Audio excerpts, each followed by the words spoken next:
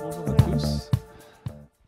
Alors, l'entreprise Enchanted Tools a été créée il y a environ 2 ans et demi, par Jérôme Monceau et Samuel Benveniste. Alors, Jérôme Monceau, c'est un des co-créateurs de Now et Paper. Et Samuel Benveniste a co-dirigé pendant 10 ans le Broca Living Lab, qui est un living lab en santé au sein de la PHP à l'hôpital Broca. Alors, c'est important de le dire car car on a vraiment cette culture de mener des recherches sur le terrain depuis le début de l'entreprise. Et donc on continue notamment avec le LIG et avec cette thèse que je fais sur la relation de confiance entre humains et robots. Et donc nos partenaires, c'est aussi bien l'ISIR, le LIG, l'INRIA et évidemment donc la PHP avec ce Broca Living Lab. On est aujourd'hui plus de 120 personnes, et donc 15 PhD et ça continue, on continue de croître en effectif.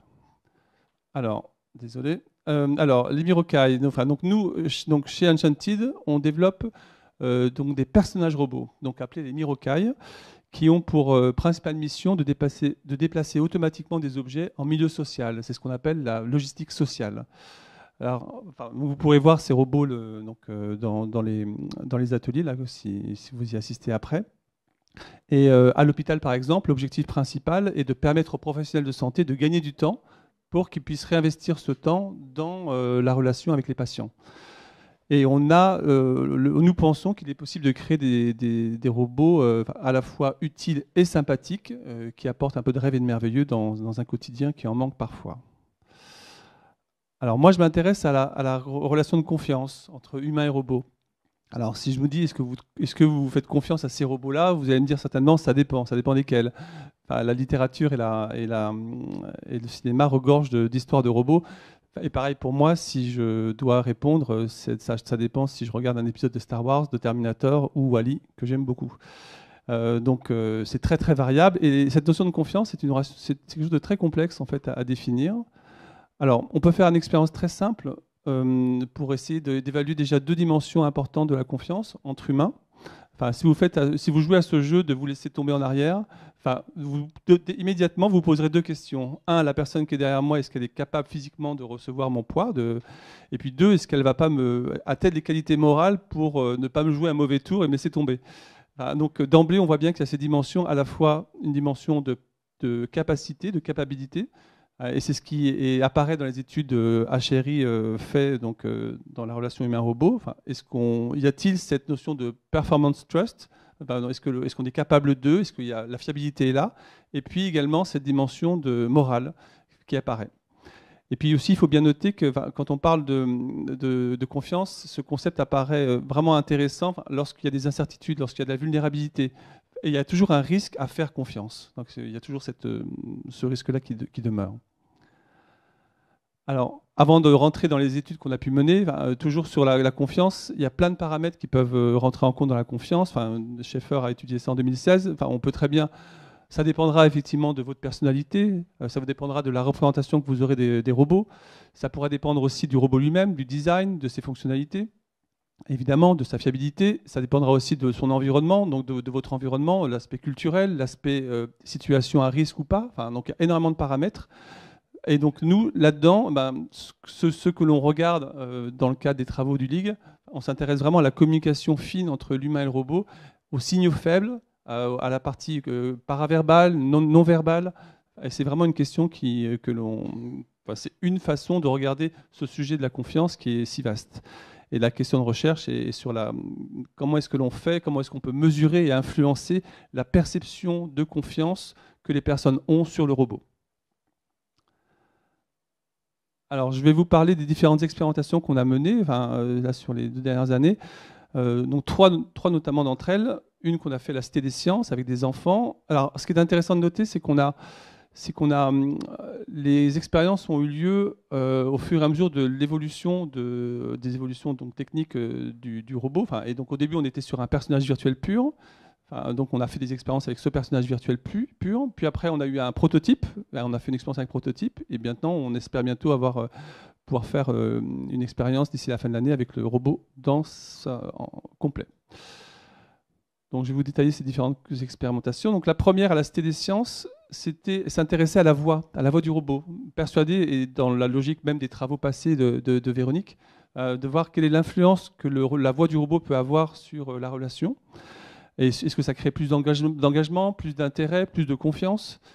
Et donc on a pour cela pris 3 voix qu'on associera au robot virtuel, vous allez voir, dans un petit jeu qu'on a développé.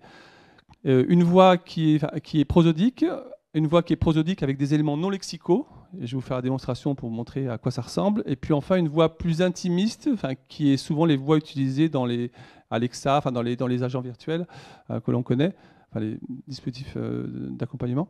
Et donc voilà, donc concrètement, on va écouter à quoi ça ressemble. Donc la voix A, ce serait ça. Et voilà. La voix B avec des éléments non lexicaux en plus. Et voilà. Donc voilà, c'est toujours prosodique, c'est assez vivant avec en plus ces éléments non lexicaux. Et la voix plus intimiste. Et voilà. Bon, là, on cherche bien, elle cherche l'intimité alors qu'il n'y a aucune intimité, mais c'est ce qu'on a souvent, on constate qu'on a ce genre de voix dans le commerce. Sur un autre exemple, Au revoir. ça c'est la voix prosodique simple. Au revoir. Là, on y a rajouté des choses avec des éléments non lexicaux et puis intimiste. Au revoir. Donc on sent bien que ça peut même créer un petit peu un malaise quand on met ces voix les unes après les autres. On est encore plus sensible au côté intime, faussement intimiste, alors que quand on l'entend seul, parfois on l'entend même plus, on voit même plus ça. Donc on a voulu voir l'influence de ça. Et pour cela, on a imaginé donc une expérimentation. Donc on l'a fait avec des enfants à la Cité des Sciences, où on mettait l'enfant face à un grand écran et on avait développé un jeu, un petit jeu dans lequel 2 robots virtuels s'approchaient régulièrement de l'enfant et l'enfant devait deviner les ingrédients, c'était des enfants entre 6 et 10 ans, il devait deviner les ingrédients pour faire un gâteau au chocolat.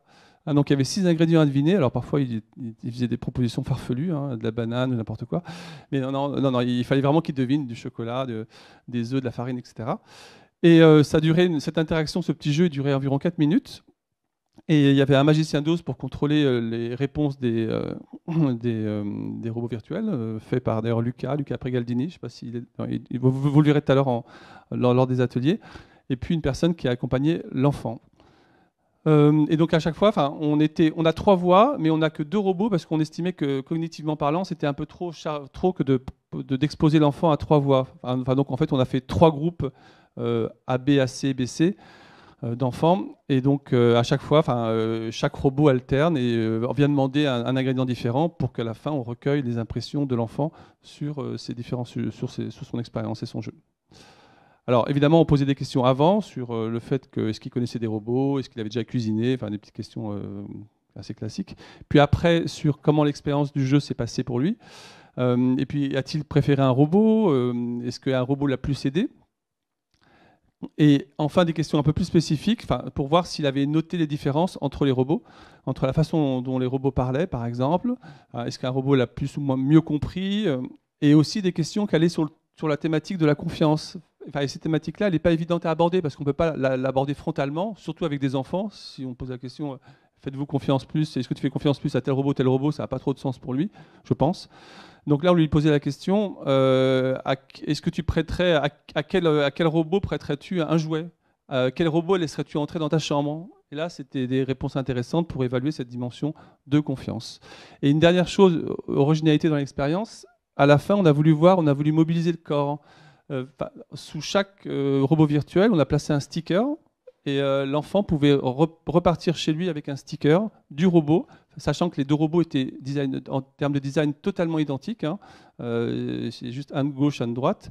Et alors qu'il avait répondu à des questions sur je préfère ça, je préfère celui-là ou celui-là, on voulait voir qu'est-ce que le corps allait faire comme choix, et pour voir si ça confirmait ou pas. Donc on a fait ça avec 30 enfants, 3 groupes, un engagement très fort des enfants.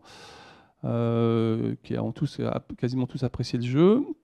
Et donc, dans les résultats, quand on observait ce que disaient les enfants par rapport aux différentes voix, ils notaient bien une différence dans les voix, à 85%. Par contre, il était difficile de ces expressions, de leurs réponses, de conclure à ils préféraient telle voix ou telle voix. On a par contre pris en compte toutes les questions qui laissaient à penser qu'il y avait une préférence pour un robot ou un autre, comme y a-t-il un robot qui t'a le plus aidé, lequel as-tu préféré, lequel tu as mieux compris, avec qui tu préfères parler, et surtout les questions associées à la confiance sur la chambre et puis le jouet. Et à la fin, on a vu que globalement, les voix prosodiques étaient préférées, à la voix plus suave, plus intimiste, la voix C. On a bien vu aussi qu'il y avait vraiment un effet vraiment intéressant des éléments non lexicaux, mais ça nécessite des recherches supplémentaires. Donc on a vraiment vu il se passait quand même quelque chose. Pour autant, c'est la voix prosodique pure, la voix A qui était quand même préférée. Globalement, voilà ce qu'on peut dire sur ça. Et puis effectivement, par rapport aux stickers, de noter que par exemple, quand on comparait la voix prosodique avec l'élément non lexicaux, la voix B avec la voix C, les enfants avaient beau de façon équivalente dit on préfère les deux. Quand on demandait au corps d'entrer en jeu, à 8 fois sur 10, les enfants ont été chercher le sticker de la voix B. Donc c'est intéressant aussi de le noter.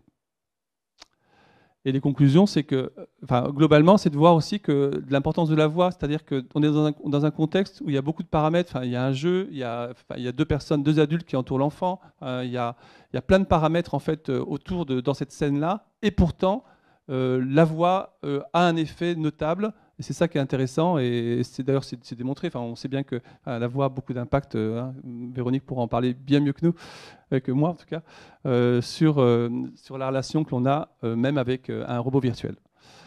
Voilà. Et puis des recherches supplémentaires devront être faites pour mieux analyser l'importance des éléments non lexicaux. Alors, seconde expérience, c'était avec Miroki sur le robot virtuel Miroki, sur le personnage virtuel. On s'est intéressé, on a voulu faire une expérience dans laquelle on a montré des petites vidéos en ligne d'expressions diverses de Miroki faites par les designers pour voir comment les gens percevaient les émotions, comment est-ce qu'ils percevaient ces différentes réactions-là, quelle personnalité ils attribuaient à ce personnage virtuel et quel type de relation ça créait. Et donc on avait nos créateurs, nous, des expressions qu'aujourd'hui on a dans le robot. Vous le verrez. Le robot, tout à l'heure, quand vous le verrez joyeux, triste, embarrassé, ce sont ces expériences-là, ces expressions-là. On avait à chaque fois donc une version avec une faible amplitude, une version avec une forte amplitude. Et l'intérêt, c'était de voir. On voulait voir si effectivement déjà dans un premier temps, est-ce que les gens reconnaissaient ces expériences, ces expressions. Alors, je vais vous montrer quelques expressions pour que ce soit un peu plus parlant. Là, alors, la première, ça va vite, ça dure quelques secondes. Voilà, c'est celle vous l'avez vu, donc ça c'était une joie minime, une joie plus forte, plutôt une tristesse basse, une vraie tristesse. Voilà. Là, c'était j'ai compris. Alors, je vous donne les intentions des designers. C'était ça qui est intéressant. Là, je vous donne les intentions des designers et puis on voulait voir après si derrière c'était bien compris. Donc, j'ai compris. J'ai vraiment compris. Alors, j'ai pas compris. C'est bizarre ton truc. Et puis là, j'ai vraiment pas compris. Alors, donc, voilà, c'est des exemples pour vous montrer un peu à quoi ça ressemble. Donc, on a fait passer 110 personnes, on a créé 3 groupes, à chaque fois avec 3 grilles différentes, je vais vous expliquer ça après. Et les vidéos apparaissaient en haut, et puis derrière, en dessous, il y avait la grille de recueil d'impressions. Et on utilisait 3... Ah, ça a décalé.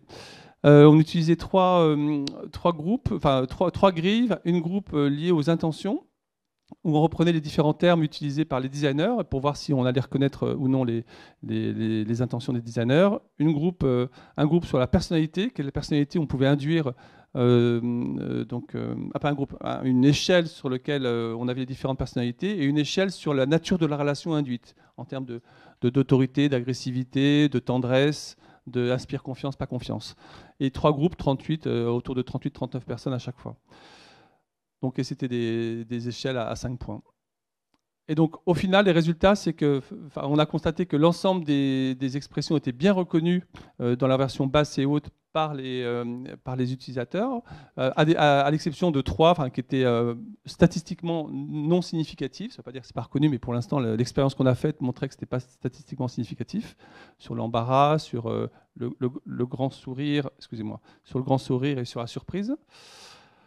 On a aussi vérifié qu'on notait bien une différence entre expression basse et expression haute, sauf sur le « j'ai pas compris » et sur le signe d'intérêt. Donc en fait, ces informations-là ont été très utiles parce qu'on les a écartées pour la manip suivante, l'expérimentation qu'on a fait après, que je vais vous montrer, dans lequel on a le robot qui intègre ces expressions. Voilà. Et puis aussi intéressant, on a vu que les gens trouvaient qu'un robot ils trouvaient que le robot était plus extraverti s'il avait un degré d'expressivité fort, ce qui n'est pas surprenant, mais on l'a quand même vérifié. Qu'il avait l'air d'avoir plus confiance en lui s'il avait un degré d'expressivité fort, et qu'il était plus agréable par contre s'il avait un degré d'expressivité faible. Vous voyez, donc on a des choses de ce type-là. Pareil sur la prosodie, c'est-à-dire sur la nature de la relation induite, on a vu que le robot semblait, enfin les personnes lui attribuaient le fait qu'il avait l'air d'avoir plus confiance en lui si l'expressivité était faible. Je dis le robot, oui là c'est le robot là. C'est pas le robot, excusez-moi, là c'est le personnage virtuel. Pareil aussi, il inspirait plus de confiance lorsque l'expressivité était faible, etc. Donc on a vraiment eu des informations intéressantes sur le virtuel, l'impact du virtuel, mais ce qu'il faut bien voir, c'est que c'est un virtuel hors contexte. Enfin, on n'a aucun contexte qui dit dans quel cas d'usage on se situe. Et ça peut changer la donne. Et donc la troisième expérimentation, c'était concernant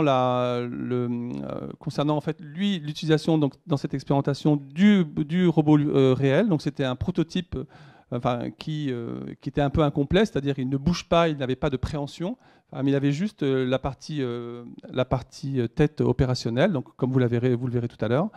Et là, on s'intéressait à voir l'influence de deux paramètres sur comment on en vient à présenter un robot, quand on en vient à suggérer qu'un robot est plutôt une machine qu'un sujet.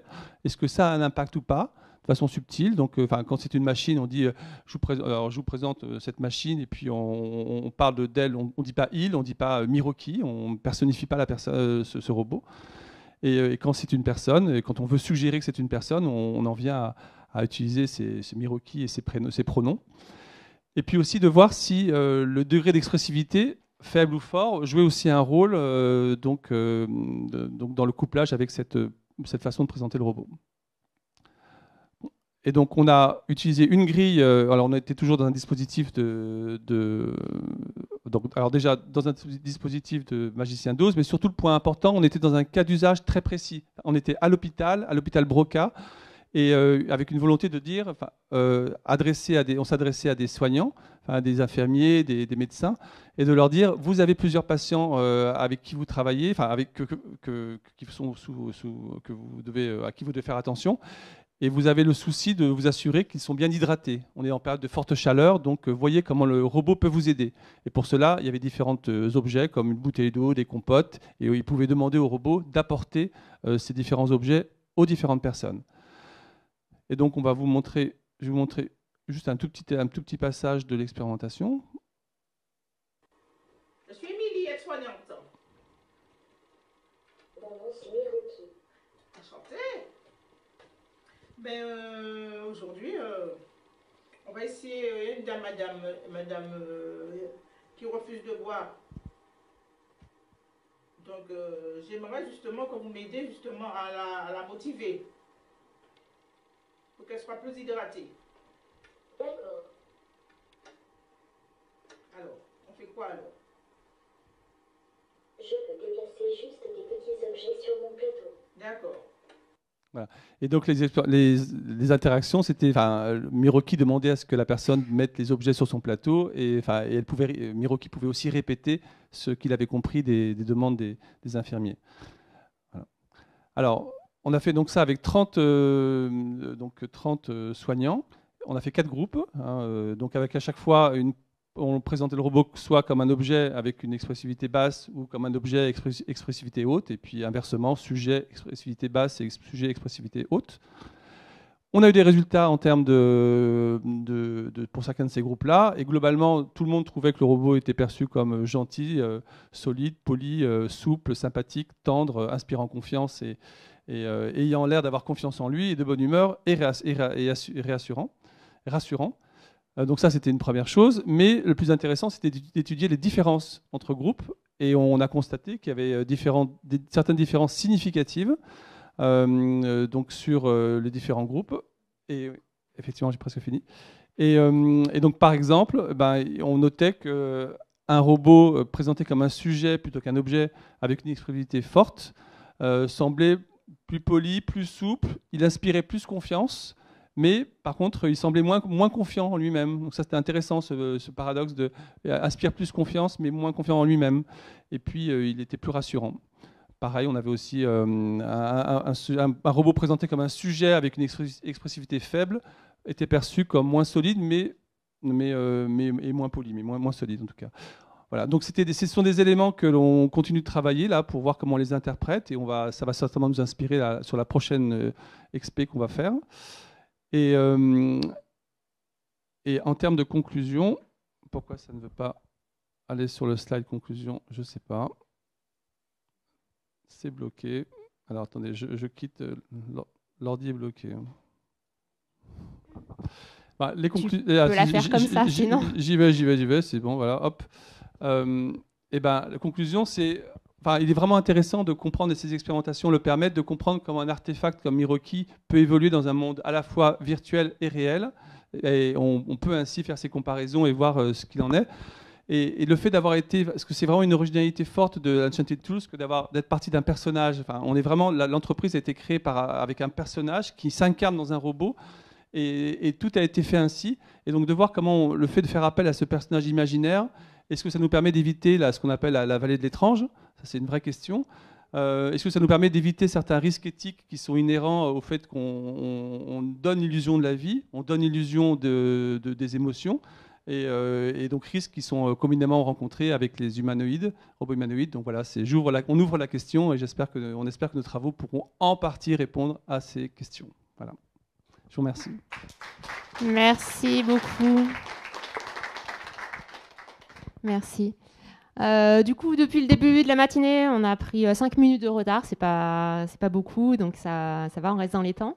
Est-ce qu'il y a quand même des questions? Parce que c'est quand même le plus important, les questions. 2 questions. On va faire dans l'ordre. Merci pour la présentation, Romain. Je me demandais, pour la partie de la voix, est-ce que vous avez essayé des fréquences fondamentales un peu plus basses, des voix d'hommes adultes? Alors, non, on a essayé une seule voix qui était une voix féminine, on était autour de 300 kHz, ouais, c'est ça. Non, on a fait juste une voix féminine. Alors, effectivement, on ne pouvait pas multiplier les voix, donc on a fait ce choix-là. Mais peut-être que spécialiste de la voix, Véronique pourra peut-être nous aider sur ce sujet. Pourquoi ce choix du féminin? Alors d'abord, il y a une cohérence avec le personnage tel qu'il a été créé par l'entreprise. On ne part pas du vide, on part de décisions de l'entreprise. Le personnage, il est genré. Et donc normalement, il était genré masculin. Et nous, on a pris une voix féminine. Mais en fait, on a pris une voix féminine qu'on a testée pour ne pas être attribuée de manière genrée, mais être une voix adolescente non genrée. En fait, on a fait des pré-tests de perception là-dessus, vite fait. Et après... ce qu'on n'a pas fait, mais qu'on pourrait faire, parce que ce serait peut-être intéressant pour l'entreprise, c'est de prendre une voix vraiment masculine, c'est-à-dire genré masculin, et travailler sur la façon dont ce corps qui, quand on interroge les gens, on ne l'a pas fait systématiquement dans des vrais tests perceptifs, mais comme ça, juste à la volée pour l'instant, les gens, c'est comme Pepper, c'est comme Nao, ne le perçoivent pas comme des hommes. Donc, moi, c'est des travaux que j'avais fait avant, ce genre de personnage-là, de petits robots-là, de taille, etc., c'est jamais perçu comme un homme. Donc, quand on met des voix masculines sur un Nao, par exemple, il y a une incongruence. Donc, c'est intéressant parce qu'on cherche une cohérence. Mais cette incongruence génère des artefacts. C'est intéressant en soi à faire. Là, on ne le fait pas parce que l'entreprise, assez naturellement, évite cette incongruence. Et donc, nous, on est allé vers une voix non genrée de robots jeunes. Hein, tout ce que je dénonce d'ailleurs. Mais bon, voilà, c'est comme ça. Merci. Il y avait une question, j'en ai une ici, et je te remets le micro après Thomas. Ouais, en fait, moi, c'était par rapport à la voix. Pourquoi avoir choisi un personnage avec des gros yeux mignons? Ça fait très Disney. Enfin, parce que du coup, est-ce que ça a donné un biais au niveau des enfants? Du coup, ils voient quelque chose de mignon, forcément, ils vont aller vers une voix qui est aussi mignonne et qui se rapproche à ce visage-là. et pourra pas partir sur un truc un peu plus neutre en fait au niveau du visage. Enfin, forcément, ça induit un truc mignon, donc un attachement à ce robot, quoi. Alors, ce serait intéressant, il faudrait en discuter avec le designer, les designers qui ont designé Miroki. Donc ça, c'est le design effectivement du robot lui-même et du personnage virtuel Miroki. Moi, ce que je pense, c'est que c'est dans nos discussions, Véronique m'avait appris aussi que ces grosses têtes avec ces gros yeux, ça s'inspire des bébés mammifères, je crois. Donc, on a vraiment quand on voit ce genre de visage, on a tendance à dire qu'est-ce que c'est mignon. Donc c'est vrai qu'on joue là-dessus aussi, et d'où l'importance de voir, jouant sur cette attraction-là, quels sont les dangers aussi à jouer là-dessus, et donc de réfléchir aux aspects éthiques, d'où le travail de recherche que l'on fait. Mais mais je ne sais pas quoi dire de plus, si ce n'est qu'il y a bien une attraction liée au design et que ce choix a été fait. Et aujourd'hui, ce choix est reconnu comme, de toutes les expérimentations qu'on fait, on a de bons retours. En tout cas, les gens ont l'air d'apprécier ce design des Mirokai. Mais je n'ai pas de réponse plus précise à faire sur ce sujet. Il y avait une question au fond ici. Oui, je voulais juste savoir si le Mirokai il est entièrement dédié au Magicien d'Oz, ou il y a des interactions un peu plus automatisées, ou il y a une perception d'IA derrière. Alors, dans l'expérimentation qu'on avait, on était en Magicien d'Oz pur, mais maintenant, vous allez le voir, dans les ateliers, on est aussi en Magicien d'Oz, et pourtant il a aussi un comportement par lui-même. Il y a plein de réactions qu'il fera par lui-même, donc on peut mêler les deux. Aujourd'hui, pour nos expérimentations, on a moyen effectivement et à terme, évidemment, il n'y aura plus de Magicien d'Oz, il y aura une autonomie totale, mais pour l'instant, on joue un peu les deux. On joue sur les deux, prudemment. Oui. Je prends une autre question. Bonjour. Moi, je suis toujours admiratif quand je vois Mirokai. Vous avez présenté au tout début l'imaginaire collectif construit par le cinéma notamment. Mais quand on entend les voix, moi je trouve que ça fait appel aussi à des imaginaires collectifs ou individuels. La voix qui inclut du paravocal. J'avais l'impression de me retrouver avec mes gamins devant les mangas. Et donc ça fait appel à un imaginaire chez l'enfant. C'est l'imaginaire de ces mangas. La voix proche des assistants vocaux, ça fait appel aux trucs qui nous emmerdent à la maison, pour pas dire d'autres mots. Donc, comment vous incluez cette notion d'imaginaire dans vos études? Parce qu'elles sont très poussées, mais vous ne posez pas cette question de l'imaginaire individuel et l'imaginaire collectif qui est construit, qui est inhérent à chacun de nous, et qui va impacter nos réactions et notre perception de ces objets, parce que pour moi, c'est des objets, mais ces objets qui nous démontrent une forme de vie. Alors, c'est difficile de les dissocier. En tout cas, à chaque fois qu'on fait une expérimentation, on essaie de sonder au préalable la représentation que la personne a déjà des robots. Rien que ça, c'est déjà pas facile. Si en plus on devait effectivement arriver à sonder son imaginaire individuel par rapport aux voix, par rapport aux dessins animés, on pourrait. C'est vrai que ce sont déjà des expérimentations assez complexes et on ne pousse pas ça jusqu'au bout. Mais j'entends qu'il y a bien des spécificités à aller chercher sur ce à quoi ça fait appel en chacun d'entre nous et qui va faire que la réalité sera vue différemment. Entièrement d'accord. Ces trois voix-là ne sont pas les voix du robot, elles sont en cours de recherche chez Voix de Robot. Ces trois voix-là sont trois voix qui sont des extrêmes qui viennent pas de n'importe où. Donc le fait que la voix Brassy Voice, qui est la voix qui travaille sur l'intimité, qui fonctionne extrêmement bien sur les enfants, c'est très séduisant sur les enfants. Il y a plein de boulots qui le montrent. C'est pas par hasard que ça a commencé dans les GPS, ça finit sur Siri, sur Alexa, pas sur Siri. Ils veulent pas sur Siri, exprès. C'est pas par hasard qu'on l'a choisie celle-là. Et l'autre, on a fait effectivement exprès, qu'on s'adresse à des enfants, de faire référence à l'imaginaire de dynamique, etc., mais pas d'intimité. On ne les a pas choisis au pif. Ces prosodies-là, elles ont été mesurées ailleurs. Et le fait d'ajouter du paraverbal, comme tu le sais, c'est des choses sur lesquelles on travaille beaucoup. Et en fait, le paraverbal qu'on a ajouté, c'est effectivement un paraverbal de cartoon. Après, tu peux pas décider quel effet, tu peux pas mesurer quel effet ça a sur chaque enfant. Par contre, là où je suis pas d'accord avec toi, c'est que malheureusement, pour nos petits-enfants français là, qu'on avait, les voix très manipulatrices du Breathy Voice ne sont pas suffisamment imprégnées dans leur famille pour qu'elles paraissent ennuyeuses. Et quand tu vas dans les endroits où elles sont imprégnées, c'est-à-dire principalement sur la côte Est, malheureusement, elles ne sont pas ennuyeuses, puisque ce sont les voix qui font que les enfants ont confiance plus dans ces voix-là maintenant que dans les parents. Ça y est, dernière étude 2023. Et on préfère faire les devoirs avec ces voix-là. Ça a commencé à la pandémie, et ça y est. Donc malheureusement, je crains que ton bon sens d'adulte ne soit pas ce qui va se passer, parce que c'est pas parce qu'on voudrait, hein, je reviens à ce que disait Dominique, je veux, mais on veut rien du tout, nous on espère, et puis on va voir ce que... C'est pour ça que j'aime bien cette entreprise, parce qu'ils veulent des trucs, mais après ils disent, bon, ben, rien que les designers, est-ce que vraiment c'est ce qu'on fait, quoi. Je crois qu'il faut être très prudent, il faut attendre en marchant de voir comment les gens marchent, on peut pas prédire, et on sait jamais si un petit truc de rien du tout qu'on a fait les font marcher différemment. On les a manipulés, on ne s'en est pas rendu compte, et pas du tout comme on imaginait. Donc non, malheureusement, les voix d'Alexa ne sont pas boring pour l'instant. Elles sont séductrices, manipulatrices, c'est l'horreur, hein, ce truc. C'est un autre débat, mais c'est épouvantable. J'ai oublié qu'il y avait un micro. Ma question, c'était sur le biais qu'on a tous, qui est notre biais de mémoire il y en a qui ont vu Terminator, il y en a qui n'ont pas vu Terminator, et donc notre approche du robot n'est pas la même. Si tu n'as pas vu Terminator, tu as moins peur de te faire dézinguer.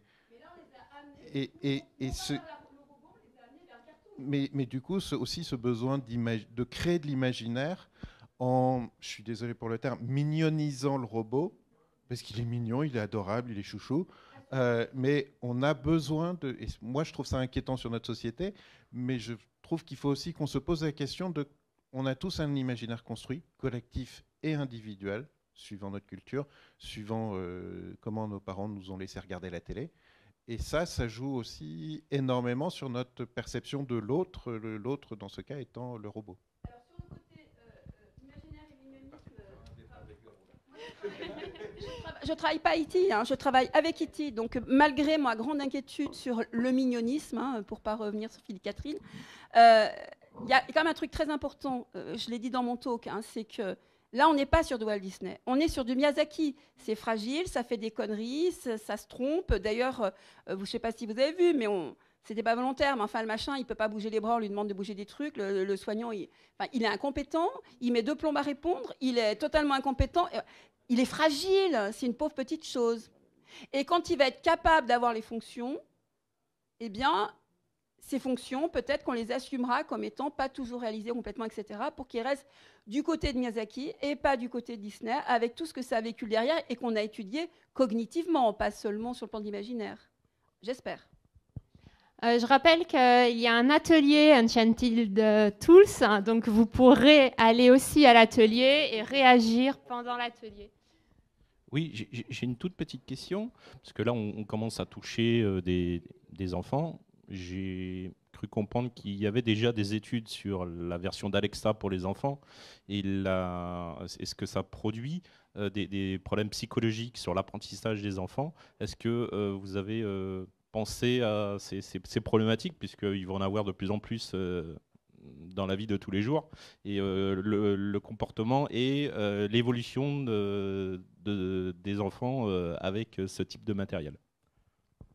C'est des études qu'on pourrait être amené à faire. Alors, il faut bien comprendre que nos robots ne sont pas destinés uniquement qu'aux enfants. Avant tout, ils sont pour aider les aidants et dans les milieux médicaux et puis dans plein d'autres domaines. Et les enfants, effectivement, il y aura évidemment des enfants aussi qui seront en interaction avec lui, mais le gros des interactions se fera avec des adultes, hein, à ma connaissance. Et maintenant, effectivement, on serait justement comme on cherche réellement à comprendre ces questions éthiques qui sont posées. Bien sûr qu'on ira voir ce que ça induit. Voilà, c'est devant nous en termes de recherche, et on n'a pas de papier aujourd'hui et de recherche déjà effectuée qui permettent de dire oui, c'est bénéfique, oui, il y a un risque avéré, et voilà le risque et comment on peut le contourner. Donc là, pour l'instant, on n'a pas de réponse définitive là-dessus. Je prends la dernière question. Oui, c'était juste un parallèle que je voulais faire par rapport à l'alimentation. Et effectivement, on voit là une recherche d'appétence, d'acceptabilité. Je me rappelle une phrase de Fabrice Lucchini dans un film, je ne me rappelle plus le titre, mais la mort, c'est doux et ça sent la vanille.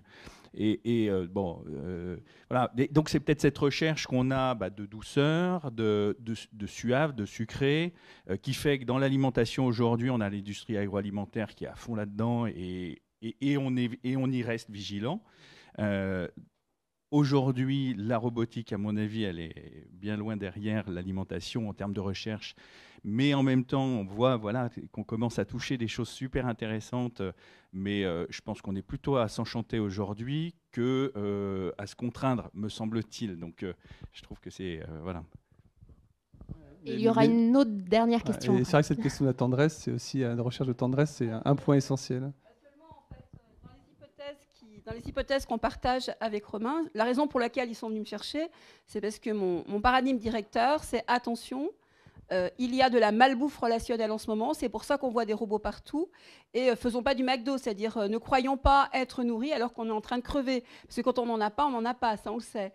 Donc oui, ils sont vigilants, sinon je ne serais pas à côté d'eux, hein, ils ne donnent pas un centime, hein, rassurez-vous. Et la toute dernière question. Merci pour votre présentation. Moi, j'aurais souhaité savoir par rapport à la première expérience, pourquoi ce n'était pas le même nombre de petites filles et de petits garçons qui avaient été pris pour tester Alors en fait, on a été un peu contraints de voir. On était à la Cité des Sciences et on accueillait des familles. Et voilà, et on a dû accepter de faire avec les enfants qui venaient vers nous. Donc voilà, on n'a pas cherché à garantir cet équilibre-là. Et effectivement, c'est un peu déséquilibré, mais si c'était à refaire, on fera encore plus attention à ça. Pareil aussi, quand on a été dans le milieu hospitalier, on a beaucoup travaillé avec des infirmières et infirmiers, et il y avait bien plus de femmes que d'hommes. Donc il faut aussi en tenir compte comme biais potentiel dans les résultats de l'étude. Merci. Eh bien, merci beaucoup pour cette